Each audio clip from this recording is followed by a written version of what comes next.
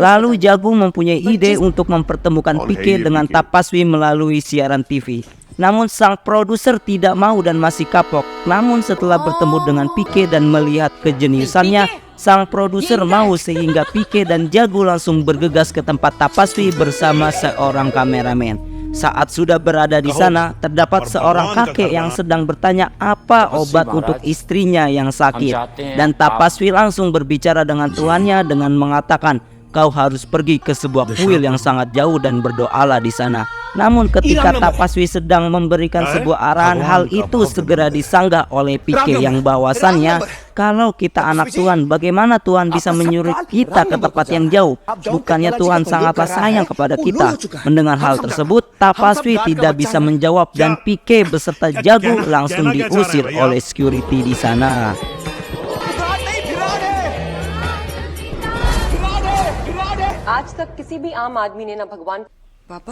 Atas kejadian tersebut, ayah Jagung mendatangi tempat bekerja Jagung dan marah kepada Pique dan juga Jagung.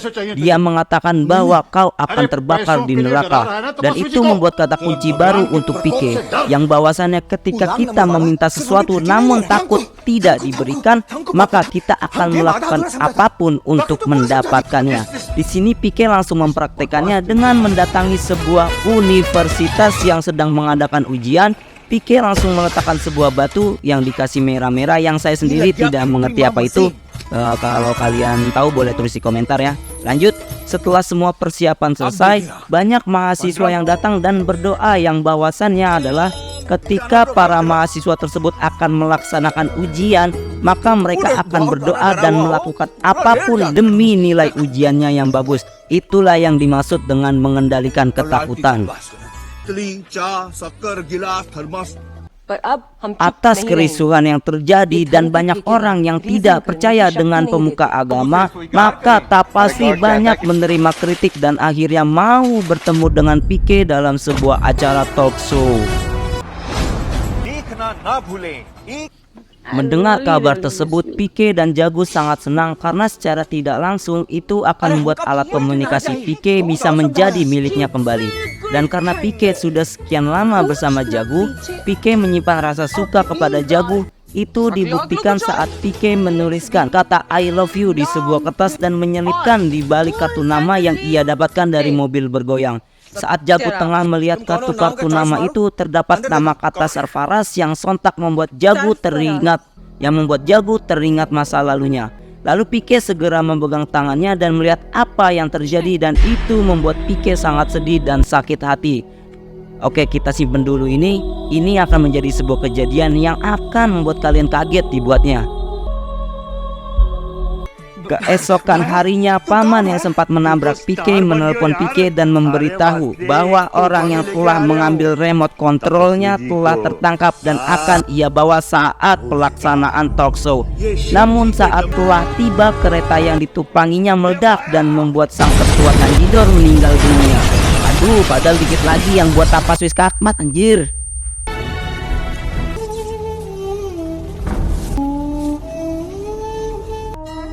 Akhirnya Tapaswi dan Pique bertemu. Di sini Tapaswi mengatakan gara-gara kau banyak orang yang kehilangan harapan karena menganggap Tuhan itu tidak ada, dan mereka kehilangan tempat untuk mencurahkan hatinya sehingga banyak dari mereka yang bunuh diri.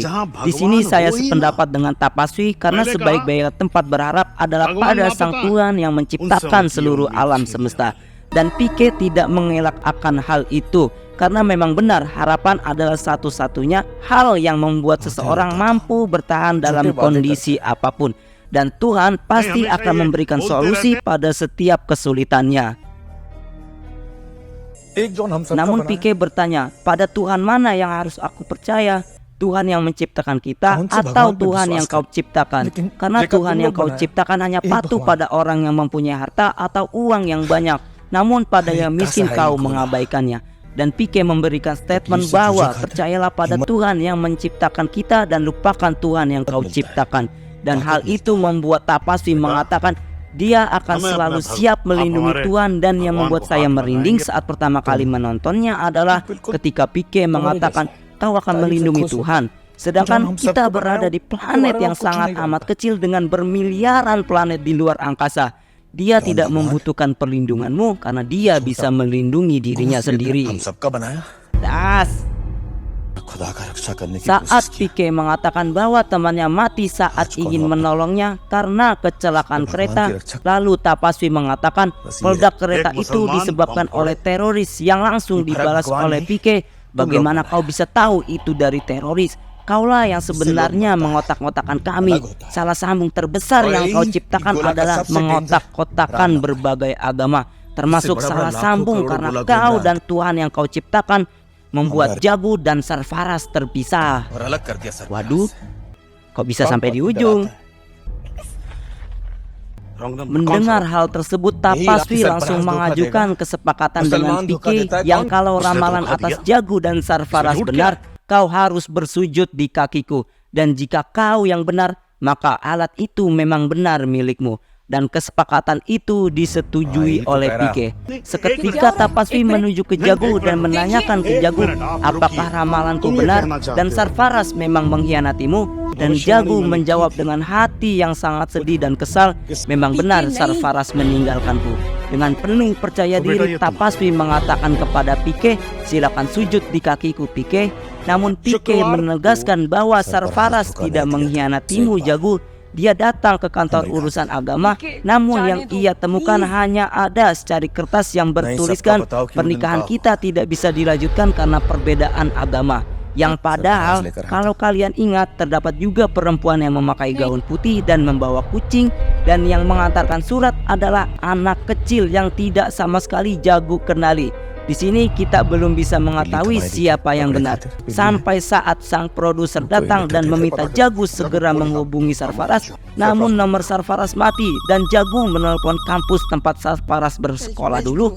Namun Jagu tidak bisa langsung mendapatkannya. Seketika Jagu ingat bahwa Sarfaraz bekerja di kedutaan Pakistan, segera sang produser meminta asistennya agar menghubungi kedutaan Pakistan.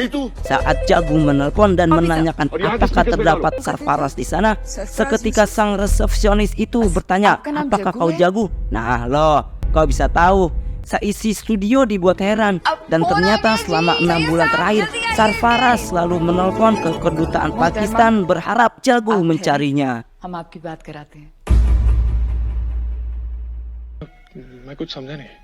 Seketika itu membuat Tapaswi panik dan segera sang resepsionis akan menghubungkan telepon Jagu dengan Sarfaraz.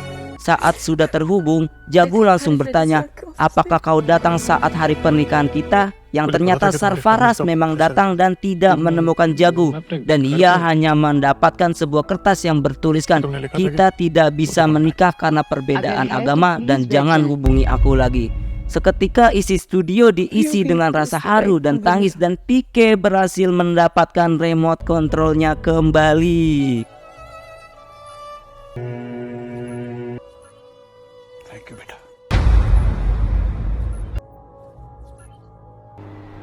Di akhir film kita diperlihatkan Jagu tengah menghantarkan Pike ke tempat penjemputannya, yang karena satu kopernya terbawa oleh bis tersebut, Pike terpaksa mengejarnya, dan Jagu membongkar isi kopernya dan melihat kata I love you yang belum sempat dilihatnya waktu itu.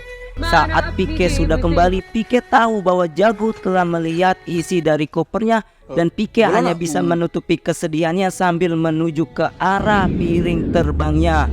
Dan film pun tamat. उसने एक बार भी पलट के नहीं देखा, शायद अपने आंसू छुपा रहा था। प्यार शब्द का सही मतलब झूठ बोलना सीख। जैसे बच्चे इस दुनिया में आते हैं नंगे। Buat saya sih ini film sangat keren karena dibungkus dengan hal-hal yang membuat saya kok bisa gitu kepikiran gitu kan.